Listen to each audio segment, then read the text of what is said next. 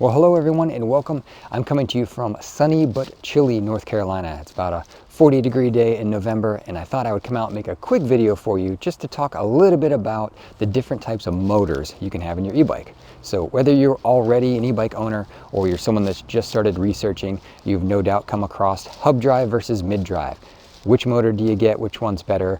The hub drive motor, of course, is located in the rear hub in the back wheel, and the mid-drive motor is like this bike. It's right here in the middle of the bike near the pedals, and I want to focus this video a little bit more on the mid-drive. That's why I've brought out this wonderful electric blue Biktrix Stunner X, which has a very powerful Bafang 750 mid-drive motor, also called the BBSO2, and I'm going to use this bike to kind of illustrate compared to some of my other bikes with hub drive motors, the differences between how they work. I think it's important you understand how those motors work and propel the bike.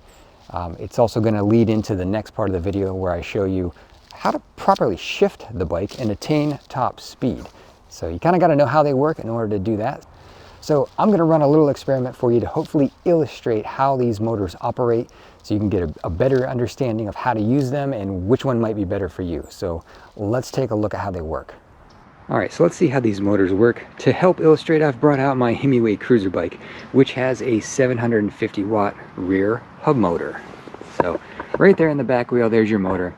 Now, the way the hub motor works is when you call for throttle and power to go back to that motor, it spins the back wheel, and that's what pushes you along. Nothing else is involved. Pedals, chain, gears. It's just the back wheel shoving you along down the road. So when I go up here and I'm going to twist the throttle, you'll see the back wheel move, and that's it. Everything else remains the same.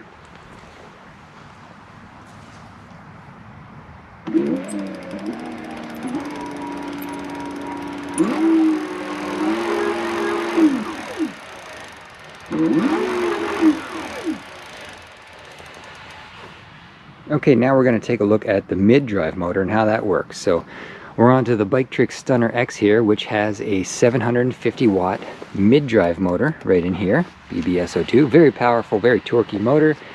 And again, I'm going to just go up and twist the throttle so you can see what happens when you call for some power to go back to this, or to go to this motor. So you'll see everything start spinning in the drivetrain because this motor is connected to the drivetrain.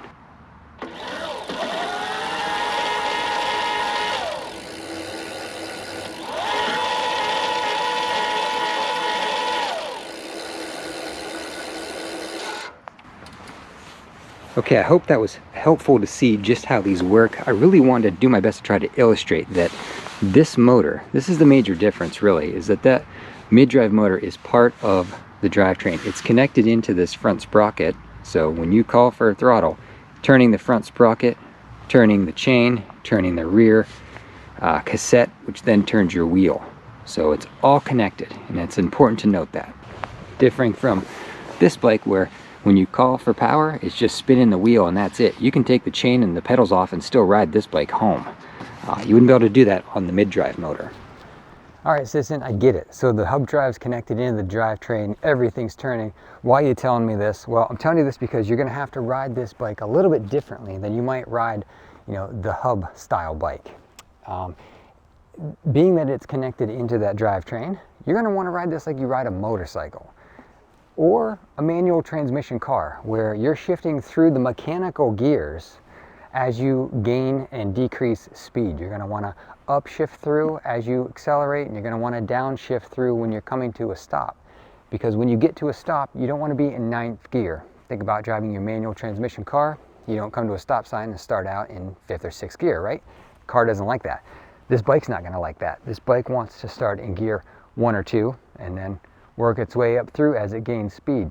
And I point this out because a lot of people in my comments have said, I take my Rad Rover or my Hemiway or my electric XP or whatever bike, and I put it in gear 6 or 7 and I never change it. I never shift it. And if I need more power off the line or coming up to a hill, I just twist the throttle.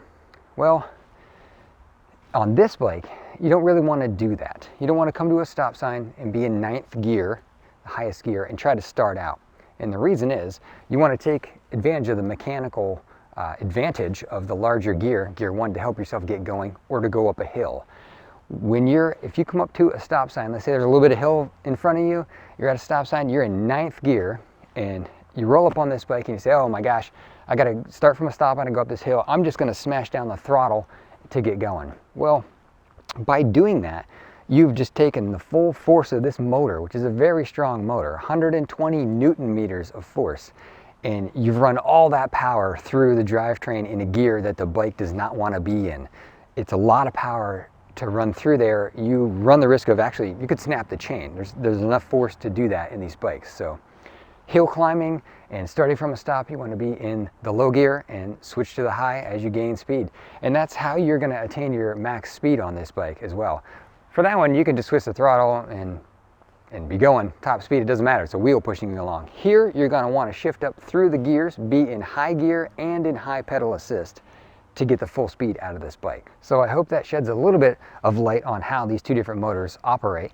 And you know, I bring it up too because there's probably the folks out there, if you're like my wife, who rarely pedals, let alone changes gears. She just likes to sit on the bike and just twist the throttle and cruise around. So this probably would not be the bike for her. You can do that. You can put it in gear 3 or 4 or 5 and just, you know, use the throttle to jitney around, but you're putting extra stress on the drivetrain doing that. So I guess not recommended you do it. But let's go out now and do some speed runs on this thing. Let's show you how you shift up through the gears and show you how you get to the top speed on it.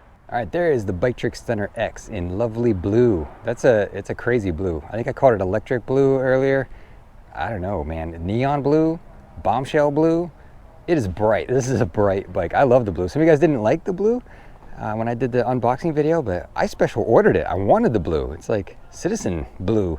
So I like that. But we're gonna go do some speed runs and some shifting stuff here so you can see that, because there's one thing I want to point out about the shifting that is kind of interesting to note. All right, as I noted earlier, I'm in gear 1. We're gonna start out in 1, and as we gain speed, we'll just shift up through the gears. It's all done right here on the thumb and index finger. Index finger, you know, you just move it like that, 1/4 of an inch, and you go up gears, and your thumb pushes it to go down gears. Nice, easy cruise, first gear, 5 miles an hour. I'm gonna go up to 2, up to 3.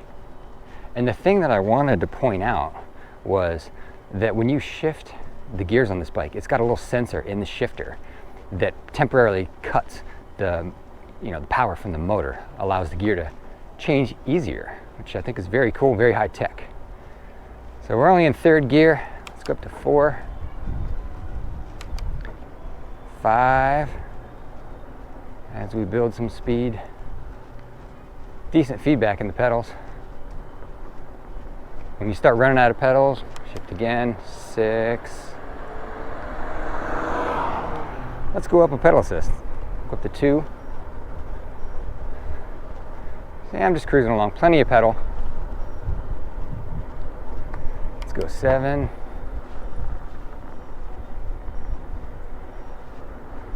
All right, now if I need to come to a stop, I don't want to end in 7th gear, so I'm gonna grab the brakes, start to slow down, downshift. Ooh, see, that pedal assist is a lot. 2's a lot.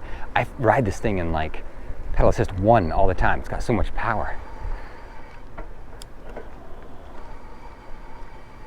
If you keep the brake pulled, the motor won't engage and you can slowly downshift. So we're in 3.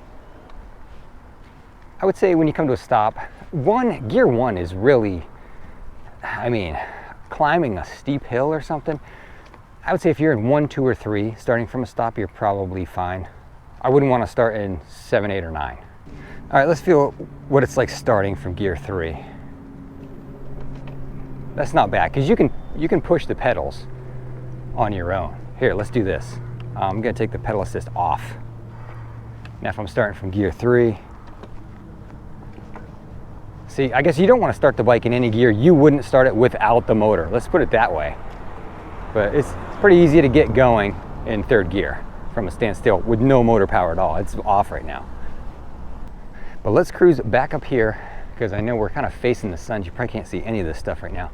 I'm going to spin around and then we're gonna crank this baby up to high speed. I want to see what the top speed is on this as you get it from the manufacturer, from Biktrix. So let's go up here. We've got a nice long run, and we'll crank it up.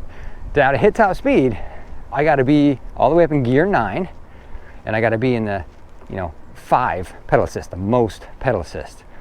So that's how you're gonna get top speed. You're not gonna get it in 5th gear, even if you're just using the throttle. On the hub drive, you can just smash the throttle and it's going to give you top speed, right? It depends on the gears that you're in. You got to be in top gear to get top speed out of it. So I'm on the wrong side of the road. I'm just realizing that. Oh well, there's no cars. Let's cross though. All right, we got a nice long run. So here's something to note though, actually. The pedal assist is at 0. It is off, but the throttle is still active. So be careful on that. But let's see what top speed is. Ready? Let's go. I'm gonna put my pedal assist up right to 5. Woo, this thing takes off. I'm already in 6th gear. 7, 8, 9th gear, pedal assist 5. We're cruising at 19.9, 19.6. 20 on the GPS, 21. So yeah, right around 20 mile an hour. There's a lot of feedback in the pedals. If I had stronger legs, I'm sure I could go faster. 20.7. Okay, right around 20. Downshifting. All right, so let's go find us a shady spot here so you can see these screens, and I'll show you the programming stuff really fast. Right there. All right, hopefully you can see the screen. So what we want to do now, we've got our top speed, which is just over 20 miles an hour, right? I want to bump that up. I don't want this motor to limit me. I want all the power I can have. So over here on your buttons, you've got power and up and down, plus and minus. You're gonna hold plus and minus for a couple seconds. See the screen changes. Now it allows you to select miles per hour versus kilometers per hour if you want, but you're just gonna hit the power button right there. And that is your speed limit. It's set to 20 miles an hour. So I don't want that. So I'm just gonna hit the up and just, I don't know what the max it'll allow. There you go, 32. Tops out at 32. I can't go any higher than that. So we'll see if this bike can go 32 miles an hour. I don't know, but it won't let me go any higher on the programming. So I'm gonna be disappointed if I get to 32 easily and it feels like there's more to go, you know? But anyway, to get out of here, you're just gonna hit the power button. It takes you to your back light. You can increase that up and down if you wanna make it brighter, and then power again. You can change the clock, don't care. Power again, and you're back to starting point. So all right, we've told this bike we can go 32 now. Let's see if it lets us. Let's go crank it up again. All right, here we are back at the starting line. What do you think? Is this gonna go 32 miles an hour? I don't know. I think it's gonna top out at like 27 or 28. I don't think it's gonna hit 30s. We'll see. I could be wrong. Maybe there's a ton of power hiding in there I haven't seen top end speed, but that's my guess. I'm gonna say 28. What do you guys think? All right, I'm in 3rd gear. I guess that's okay to start for the moment. I'm gonna bump it up to pedal assist 5. Again, we're just gonna run up through the gears and let's see what the max is. Ooh, this takes off fast.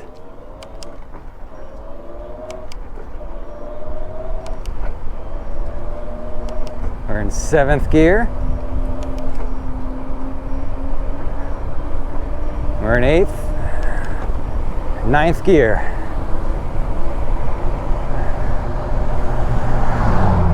27.5, 27.7, 30 on the GPS.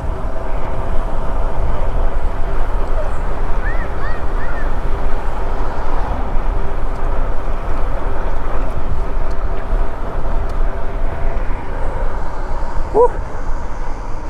I'm out of breath. Wow.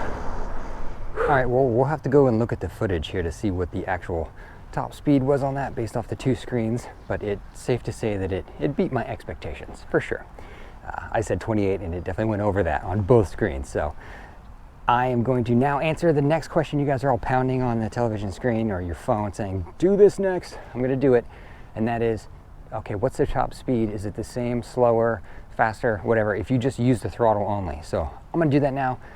I'm gonna start out pedaling and shifting through the gears. Once I get to gear 9, I'll stop pedaling and I'll just push the throttle. And we'll see what she does when we do that. Ready? Let's go.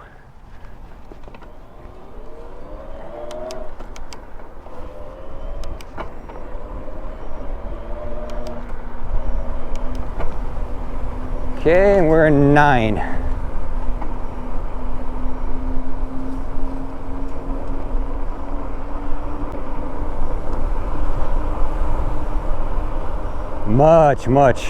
Much slower. Without the pedaling, yeah, I mean, very slowly climbing. So throttle only is what, 26 there, 28 on there. I don't think we're gonna get anything else. Yep. So pedaling it definitely adds to the speed a lot. I mean, at least 4 miles an hour minimum, probably more. All right, well there you go. That is your top speeds, both throttle only and pedaling on the Biktrix Stunner X with the 750 Bafang mid-drive motor. And I know some of you are probably saying, I don't want to do all the shifting, you know, stop making me think. I just want to sit on the bike and, you know, twist the throttle whenever I want to go. And maybe because I'm a motorcyclist, this doesn't bother me as much. I'm used to upshifting and downshifting. But something to consider, I guess, if you were looking at a mid-drive motor, maybe I didn't sell you on it with the shifting that you've, got to do, make sure you're in the appropriate gears. But man, the power out of that motor is insane. I mean, that's the selling point on this thing. I think if you are in a spot where you want to climb hills, through the woods, maybe put some different tires on there, I would suggest. But San Francisco type places, mountainous areas, I mean, this has just so much more torquey power than the hub drive motors that I've got on all my other bikes. So to me, that's the selling point of this thing that I love about it. It's just that power. I mean, you can wheelie this off the line very easily, easier than my upgraded 1700 watt Rad Rover. But anyway, I hope this video was helpful so you kind of understand how this motor works compared to the hub motors, and how to shift this thing, and how to get to your top speed.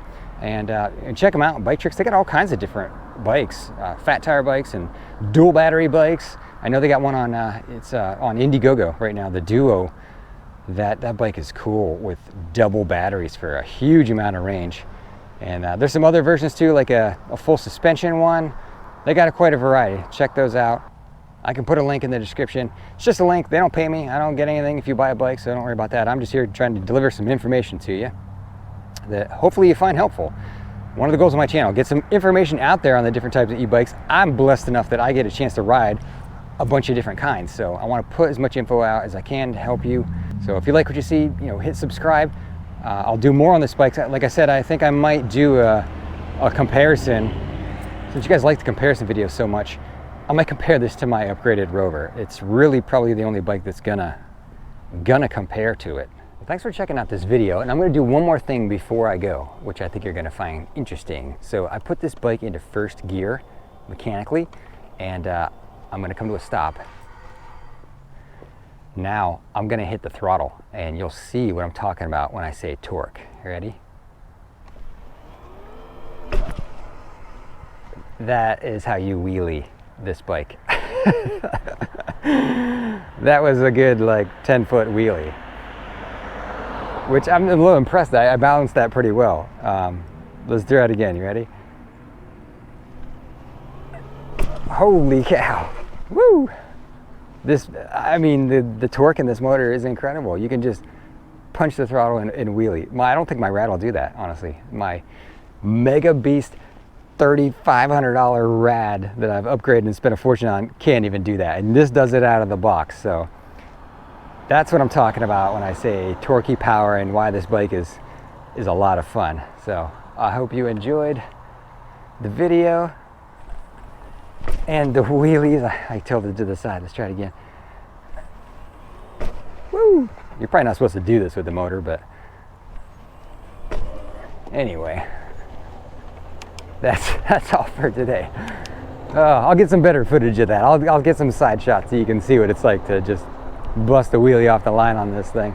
But subscribe and give me a thumbs up so YouTube will share my videos with other people. That's how the algorithm works. You gotta like it if you want other people to see it. So thanks for watching.